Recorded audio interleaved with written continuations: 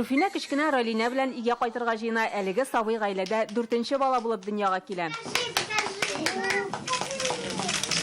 Карина, Эвелина һәм Яс әтиләре белән сеңелләрен каршы алырга килгән. Хәзер алар әниләренә зур бурычы булуларын аңлый.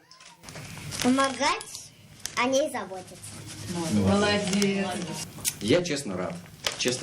Дети — это счастье, радость в доме. Минем өчен балалар ул тормышның яме. Алар йөгереп йөрсәләр дә, ярамаган гамәл кылсалар да, мин аларга ачуланмыйм, чөнки мин үзем дә күп балалы гаиләдә үстем. Поздравляем вашу семью с рождением малыша. Шәбганиевлар гаиләсенә бүген яңа туган бала кирәк-яраклары тутырылган тартмада тапшырылды. Ул Рөстәм Миңнеханов карары буенча уртача кереме яшәү минимумыннан кимрәк булган гаиләләргә бирелә. Моның өчен социаль яклау үзәгеннән керем турында белешмә алырга кирәк.